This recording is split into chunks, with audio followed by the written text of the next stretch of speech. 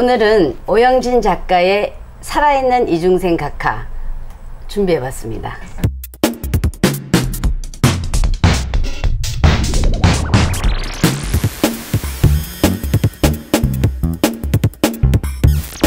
구독! 좋아요! 댓글!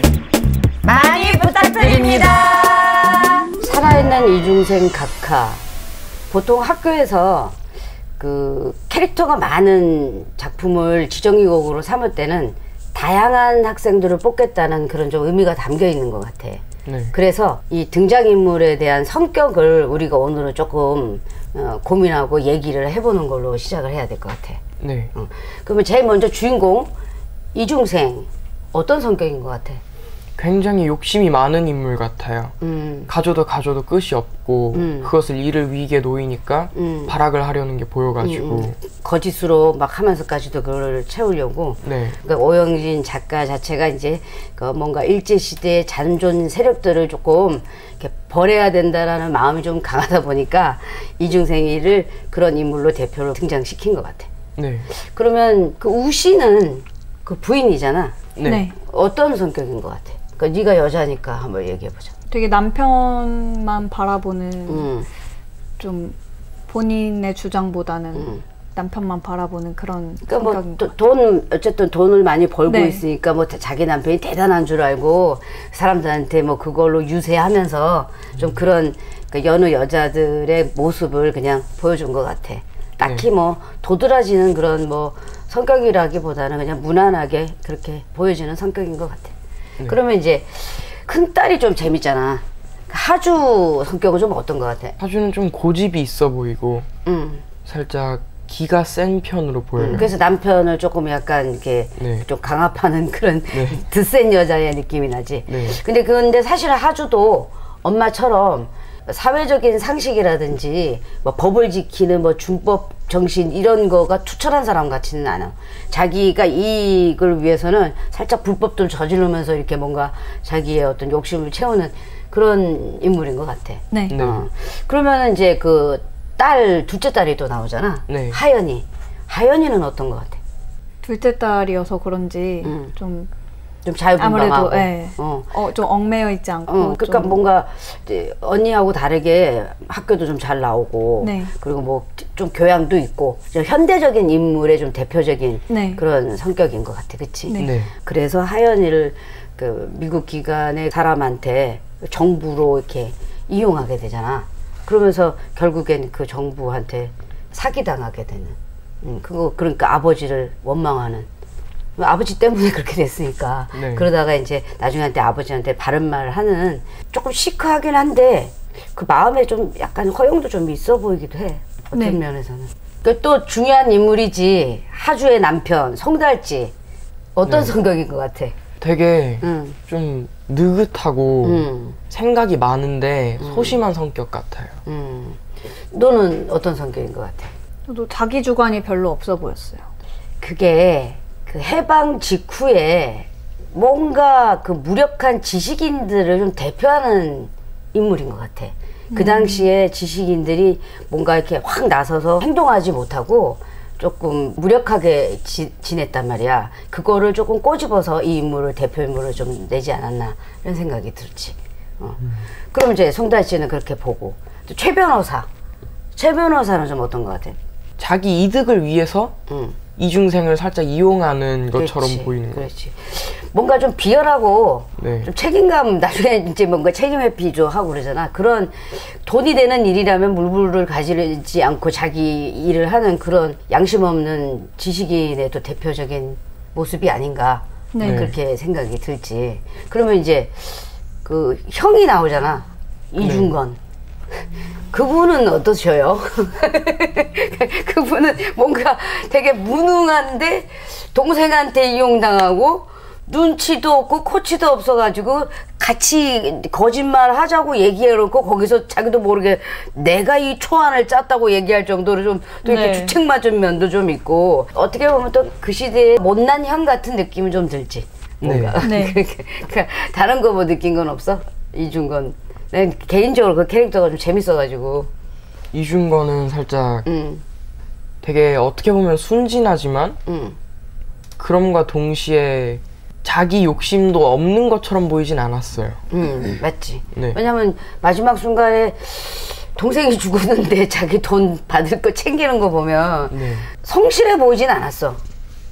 좀 경솔해 보였고. 그 다음에 이제 뭐 아버지가 일제 때 빌붙어서 뭔가를 하는 바람에 아들을 징용을 보내잖아. 그 아들 하식이.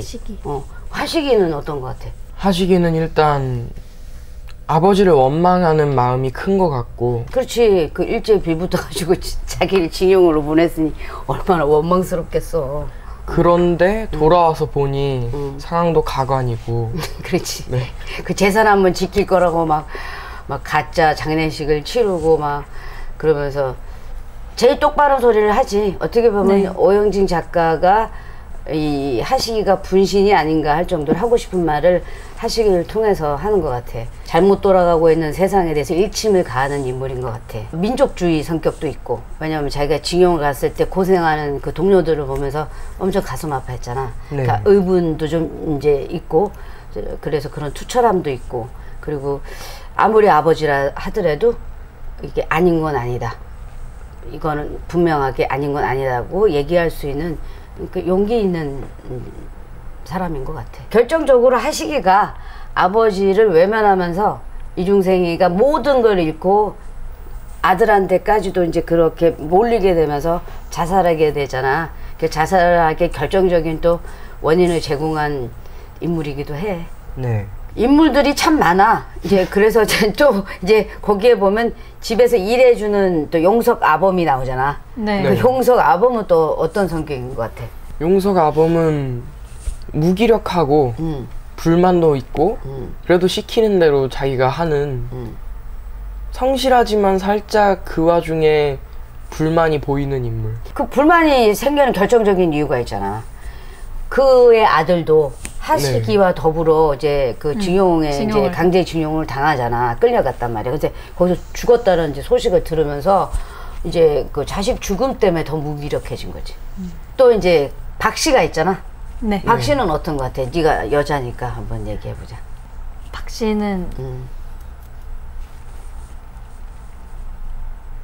딱 그냥 흔히 볼 수 있는 우리 엄마 나이대의 여성으로서 좀 약간 수다스럽고 약간 오지랖도 있어서 네, 오지랖도 우씨가 도와달라 그러면서 또 추추대면서 도와주기도 하고 가장 우씨가 그래도 그나마 믿고 부르는 그런 아낙네지 뭐. 네. 그럼 또 이제 누가 있지? 임표은. 그 어쨌든 이중생의 밑에서 비서처럼 따라다니면서 열심히 나름대로 자기 몫을 하는 그런 인물이잖아. 넌 그 인물을 보고 어땠어? 되게 헌신적이다. 그래도 이중생을 믿고 따르는 사람이 하나는 있구나. 그걸 보고 느꼈어. 그거는 이중생의 어떤 그 잘잘못을 떠나서 이 사람 성격인 것 같아. 네. 이 사람이 누구한테 있더라도 자기가 맡은 바를 충실하게 하는 스타일인 것 같아. 내 상관이 어떤 사람이랄지라도 지금 내가 그 상관이 명령이 이제 떨어지면 그 명령을 충실히 이행하는 그런 이제 흐름에 조금 편승하는 사람이 아닌가 이런 생각이 좀 들더라고. 그게 정의로운지 아닌지는 모르겠다. 어쨌든 그런 사람들이 꽤 많지. 네. 김 의원, 그러니까 그 사람은 어떤 것 같아? 김 의원은 일단 되게 신중하고 그러면서도 나라를 위해 헌신적으로 일하는 모습이 보이는 원리 원칙적이고 네. 그래서 조금 냉정한 그런 차가운 면이 있는 그런 인물인 거지. 네. 등장인물은 여기까지 이제 정리를 하자. 네. 이 작품을 딱 읽고 나서 네. 니네들 무슨 생각이 들었어? 일단 되게 현실적이고 역시 과한 거는 안 좋구나. 넌 그렇게 생각했어? 네. 너는 어떤 생각을 했어? 이중생이 극 중에서는 이제 죽음으로 인해서 권선징악의 그런 결말이 났지만 그렇지. 그렇지만 이제 현실에서는 제대로 된 그런 친일파들이 제대로 된 벌을 받지 않은 것 같아서 그렇지. 오늘 바로 느낌이 그 얘기를 해야 되는 거야. 그렇지. 너는 잘 생각했어. 지금 현재 봐봐. 친일의 후손들은 잘 살고 있고 오히려 독립유공자들은 못 사는 현상들이 일어나고 있단 말이야. 네. 그럼 우리 후손들이 봤을 때 친일을 하니까 잘 사는데 독립을 하면 못 살아. 그럼 잘 살고 싶잖아. 그럼 네. 다 친일해야 되는 거잖아. 네. 그래서 역사를 바로잡을 필요가 있다 이 소리야. 오영진 작가 그 얘기를 하고 싶은 거야. 네. 이중생이가 어쨌든 자기 반성을 하지 않는 대표적인 인물이다 보니 우리가 실제로 조금 자기 반성하지 않고 그걸 덮기 위해서 뭔가 거짓말이라든가 좀 위선을 떤 적이 있는지 그거를 작은 일이라도 끄집어 와갖고 이중생 역할을 맡았다 치자. 그랬을 때 조금 이렇게 가깝게 가는 거를 우리가 고민해 보는 게 이 연기자 지망생으로서 해야 할 일인 것 같다. 그런 적이 있어? 저는 아무래도 부모님께 반항이 심했던 시절에 네가? 네, 그 당시에 이제 부모님께 거짓말을 하고 그러고 부모님 속을 썩였는데도 불구하고 나는 잘못한 게 없다. 나는 내가 뭘 잘못했는지 모르겠다. 속으로는 알고 있으면서. 아, 속으로는 알고 있었어? 네, 속으로는 이러면 안 된다는 걸 알고 있으면서도 그러면서도 그 당시에는 자존심에 부모님께 대들었던 적이 있죠. 너는 또 어떤 일이 있었는데? 생일날 야자를 하고 있는 제 신세가 너무 처량한 거예요. 그래가지고 막 너무 눈물이 나는 거예요. 그때부터 연기자의 어떤 본색이 드러나고 있었구만.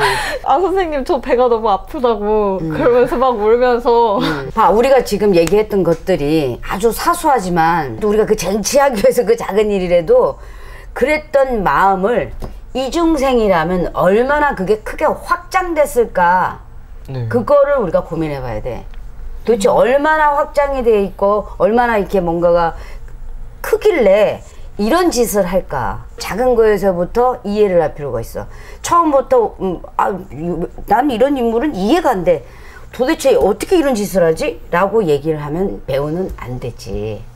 어떻게든 해내야 되니까 사소한 것에부터 이제 뭔가 확장시킬 수 있는 거를 찾아내야 되는 거지. 네.